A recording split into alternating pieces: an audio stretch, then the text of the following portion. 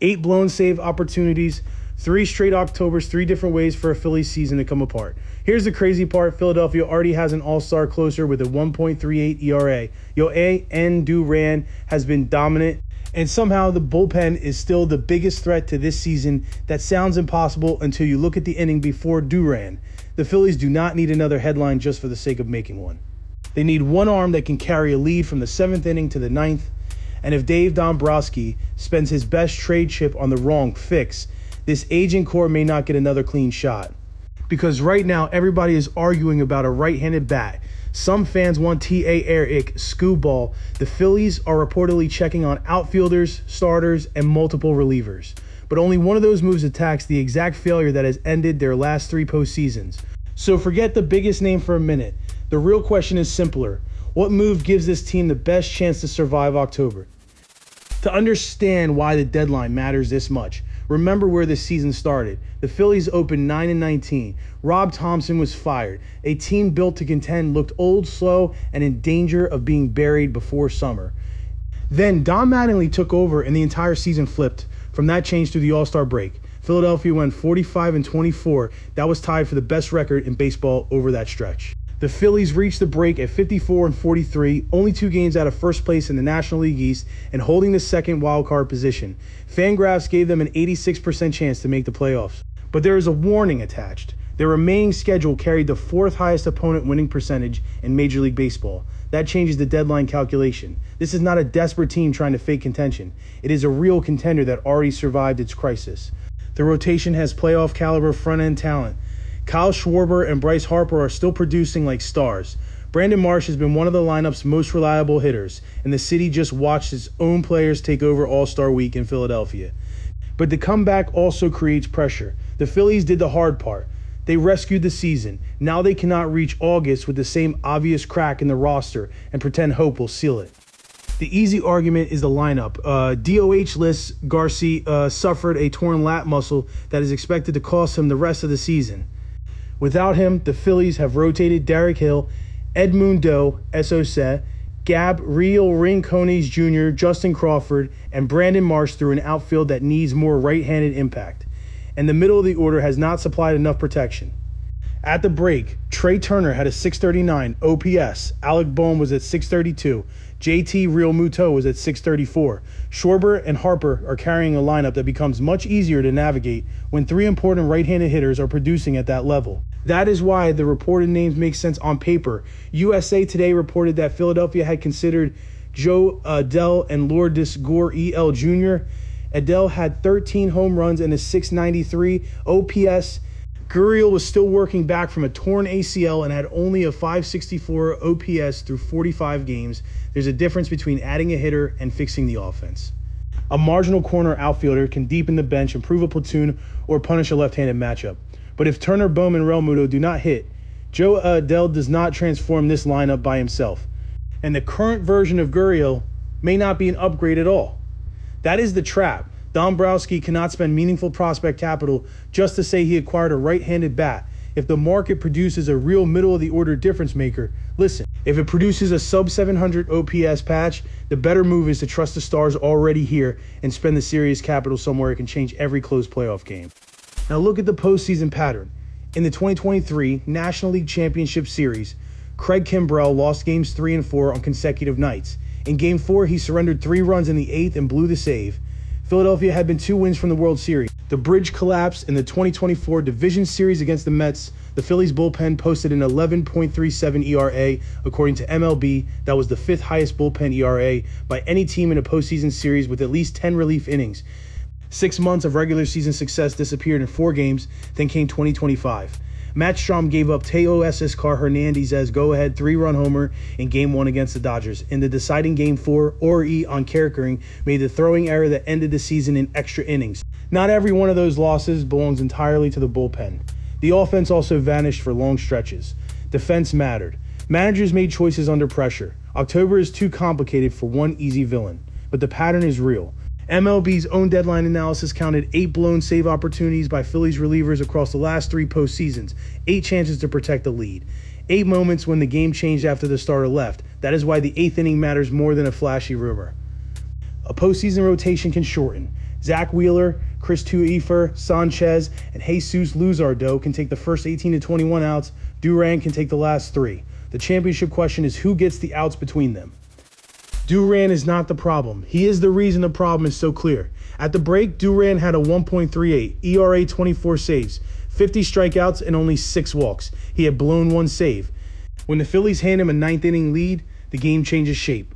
Or Eon Kerkering had a 2.43, ERA Jonathan Ballin was at 2.93. Those are real pieces, but the depth becomes unstable quickly. Brad Keller sat at 4.02, Jose Alvarado had a 6.82 ERA and a 1.73 whip. Chase Shugart was near 5. The Phillies had already blown 10 saves during the regular season. The wider bullpen numbers tell the same story. In early July, Philadelphia relievers ranked 19th with a 4.26 ERA, 25th in opponent batting average, and 27th in inherited runners scored. Their strikeout to walk ratio ranked first, and their batting average on balls in play was the worst in baseball, which suggests some bad luck. But bad luck is not a roster plan. High leverage playoff innings are not distributed evenly. One trustworthy reliever does more than improve the average. He moves everybody else into a cleaner role. A new 8th inning arm lets Kerkering attack the 7th. It protects Alvarado from being forced into the wrong matchup. It keeps the weakest relievers out of the highest pressure spots. That is what a bridge reliever really buys. Not 3 outs, but a better order for every arm behind him. So who is worth the call? Start with the dream. Mason Miller. The Padres entered the break at 48-48 after a 17-28 slide, and MLB reported that teams were monitoring whether San Diego might sell. Miller is 27 dominant and controllable. Pairing him with Duran would turn the final 6 outs into a nightmare. But San Diego traded elite prospect Leo DeVries to acquire Miller only 1 year ago. The Yankees are already reported to be interested. If the Padres move him, the price could be enormous. Philadelphia should ask. It should not bid against itself. The loud veteran option is a roll dish Chapman. At age 38, Chapman had a 2.36 ERA and 18 saves for Boston. He has the strikeout weapon and October experience to work before Duran. The complication is Boston. A 14-2 surge put the Red Sox within half a game of a playoff spot, so their willingness to sell is now uncertain. The cleanest baseball fit may be Garrett Whitlock. He had a 2.48 ERA, strong strikeout numbers, and team options for 2027 and 2028. He is already a setup reliever, so there's no closer role drama, but again, Boston has to make him available. Then there's the practical tier. Sean Newcomb, Kyle Finnegan, Caleb Ferguson, or another high-leverage arm whose team decides to sell. Newcomb carried a 2.58 ERA and 1.7 wins above replacement. Finnegan had a 2.23 ERA over more than 40 innings. Ferguson sat at 1.62. The exact name can change between now and August 3rd. The standard should not. Philadelphia needs swing and miss stuff, leverage experience, and a role that survives October. A cheap middle reliever is depth. A real bridge changes the shape of a series. Now comes the painful part. The price. The Phillies do not have a deep farm system. MLB Pipeline ranks Gage Wood as their number 2 prospect. He is already at AA, throws strikes, and still has a path to starting. That makes him exactly the kind of player another front office will ask for. The system is thinner because top prospect Aiden Miller has spent the season dealing with a back injury. As of the team's late May update, he had not resumed swinging a bat, and there was no timetable for game action. That does not erase his value, but it reduces Philadelphia's flexibility. This is where discipline matters. Do not trade Gage Wood for a 2-month rental who only marginally improves the roster. Do consider him for an elite, controllable reliever who can protect this postseason and the next one. Control changes the math. And what about Tarek Skubal?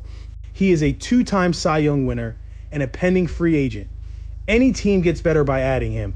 A rotation of Wheeler, Skubal, Sanchez, and Luzardo would be outrageous. But an ace rental may consume the best package on the roster while leaving the same 7th and 8th inning question. If Detroit's price falls, make the call. If the auction becomes a prospect war, Philadelphia should remember what actually ended the last 3 Octobers.